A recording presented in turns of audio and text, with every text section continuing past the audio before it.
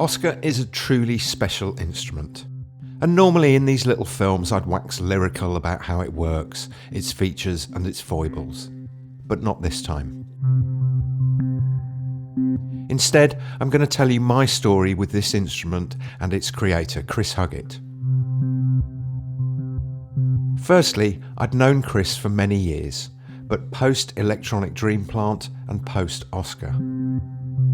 We first met when he was working on the initial base station with Novation, and my then business partner reviewed serial number 1 for Sound on Sound magazine in 1994. I very cheekily loaned that instrument to Underworld just after they'd finished Dub No Bass with My Headman, at a time when they were looking for a more cost-effective way of getting 303 type squelchy sounds. Also, during the recording of that album, Rick Smith had used Oscar on several tracks and asked me, if you find another one, would you buy it for me? As a brief aside, Underworld returned that bass station to the very first MIDI music show I had a stand at. At the time, they had refused to do any interviews with magazines, but one of the Future Music chaps, Dave Robinson, spotted us in the cafe and later came up to me and asked if I could get him an interview. I told him it was highly unlikely, but I'd ask, which I did, and surprisingly Carl said they would, on the understanding that I did it. That one interview ended up with me doing freelance writing for Future Publishing for several years, and the money from that helped me survive while getting my first software business off the ground.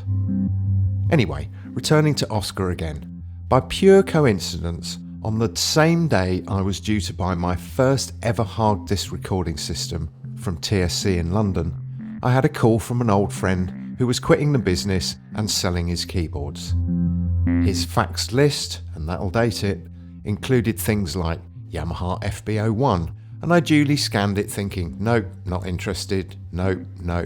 And then I saw an Oscar at the bottom of the list with a little note saying, broken. I called this friend and asked what was wrong with it, and he explained it had no sounds and he'd let it go for spares for 200 quid.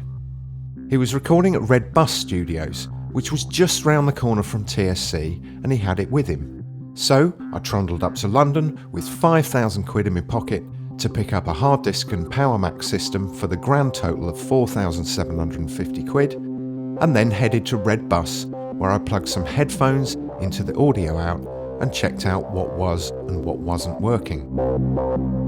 Tweaking everything on the front panel indicated no problems, and my theory was it was just the battery that had died, which is why it wouldn't store or retain patches.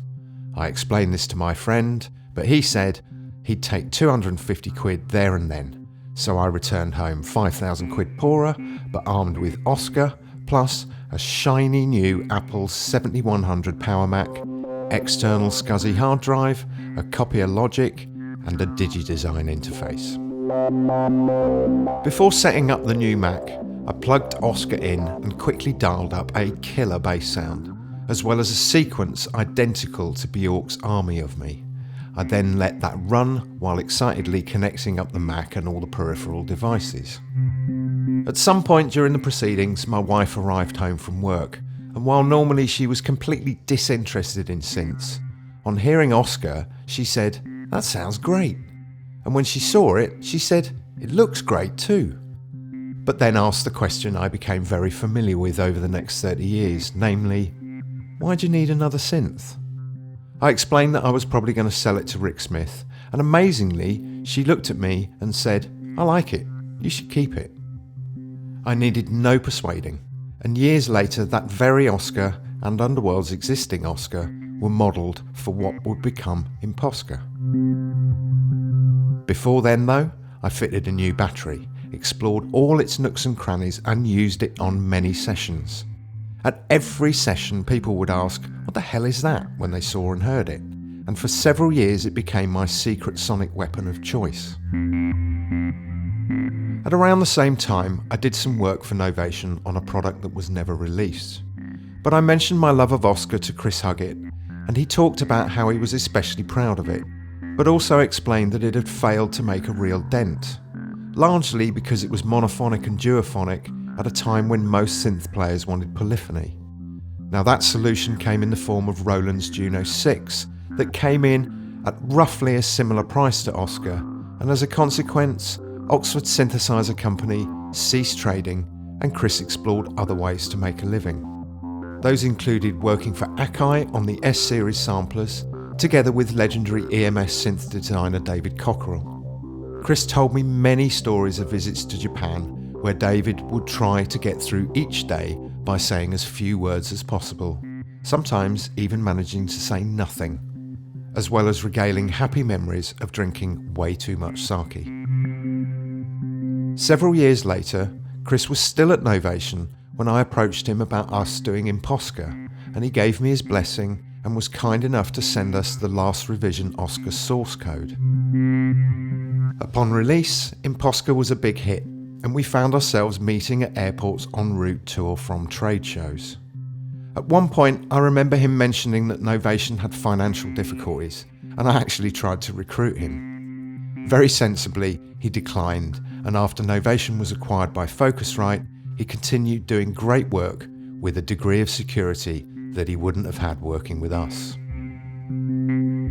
Over the next few years, our meets became infrequent, until some mutual friends suggested we meet for lunch at the Victoria Arms, just outside Oxford.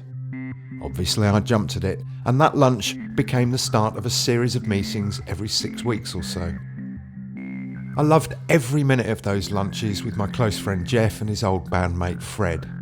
Fred had worked for Electronic Dream Plant, and after he and Jeff had lost their producer, a certain Trevor Horn, they used Adrian Wagner's studio at the EDP HQ to record a couple of hits.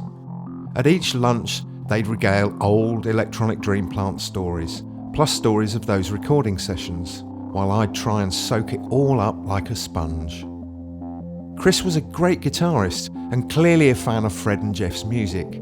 He'd asked Jeff what pedals he used on various tracks, while I continually quizzed him on the Wasp, the Spider and other Oscar stories. At one point, we even talked about forming a band and calling it the Nat King's Old. Fred is the person who talks on Adrian Wagner's behalf on the Bright Sparks documentary, and I explained to Chris that I'd like to do another chapter with him picking up the story post-EDP and talking about Oscar, Akai and Novation. However, Chris explained he wasn't comfortable in front of a camera and he'd have to seriously think about it. I remember him coming to the studio and having exactly the same conversation with my partner Chris McLeod that I wanted to capture on film. I told him as much, and he said he was coming round to the idea and he would let me know soon. By coincidence, at about the same time, I was asked to help on Chris's forthcoming flagship synth Summit, and again jumped at the opportunity. I started by creating a bank of sounds for the already released Peak, before taking delivery of a prototype Summit. I loved it, and set to work, and when it came time to release the instrument, Novation flew me, Chris McLeod and Chris Huggett to Berlin Superbooth to witness its launch. We flew together and stayed at the same hotel, and as a consequence we spent a lot of time together chatting and basking in the praise that Summit received. It's a really beautiful thing being with one of your heroes when people spot his badge and exclaim, "Oh my God, you're Chris Huggett, can I touch you?" At one point, Chris and me were walking back to our hotel after a party, where at least one person got on his knees and did the "we're not worthy" routine to Chris. And as a reasonably quiet individual, Chris usually laughed any adulation off, but on this occasion, as we walked, he looked at me and jokingly said, "I could get quite used to this." At that same show, I introduced him to Bob Moog's daughter, Michelle, and quietly chuckled as he became tongue-tied in her presence. Such a humble man, such a prolific engineer, and such an inspiration to many. On the way home in the taxi, I pleaded once again, "Please, Chris, we've got to do that Bright Sparks chapter. You know it makes sense." And to my surprise, buoyed by the show, he agreed, but also said, "I just need to get a little operation out of the way first." I didn't pry, but about a month later we met at the Victoria Arms again, where he showed me a large scar and explained that it was cancer. However, he was upbeat, saying the prognosis was good and he just needed to get through the chemo, and we definitely convened for a filming session soon. That positive vibe lulled me into a false sense of security. And then COVID hit. As with many others in similar situation, Chris's hospital appointments were cancelled, and before I knew it, I received news that his condition was not good. And at that point, I did something very un-British. I emailed him, telling him how much his work and his friendship had meant to me over the years, and how I'd really enjoyed us becoming reacquainted again. Given the gravity of his situation, I didn't expect a reply, but he did. It was lovely, but also heartbreaking. Chris died on the 22nd of October 2020, and the funeral was one of those minimal attendee ones that COVID restrictions enforced.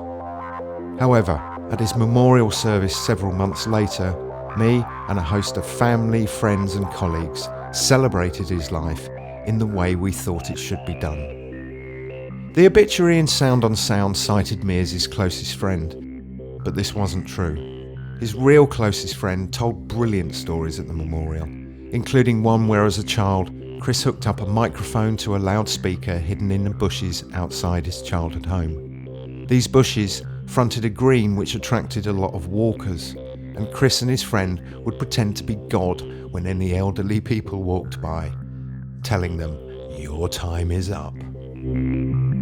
Oscar designer Tony Harrison Griffin, who was Fred's best man coincidentally, was also at the memorial, but sadly I didn't get a chance to talk to him.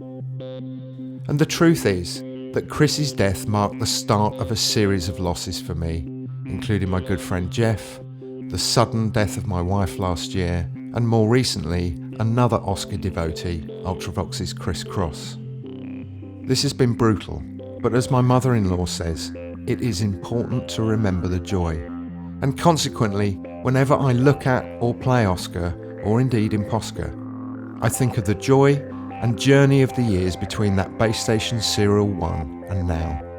From that lucky Oscar purchase and my wife telling me, keep it, to the release of Imposca 3 with wavetable morphing and so many other things I'd love to have had Chris's opinion on. I've been so fortunate to have made a connection with a large percentage of the instruments I've been lucky to play or own. I've also been very fortunate to have met many of the people behind those instruments.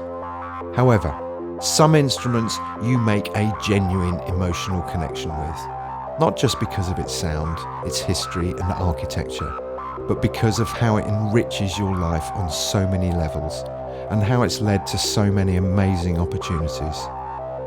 Those instruments are the truly special ones. And for me, 30 years on from that lucky purchase, Oscar remains precisely that.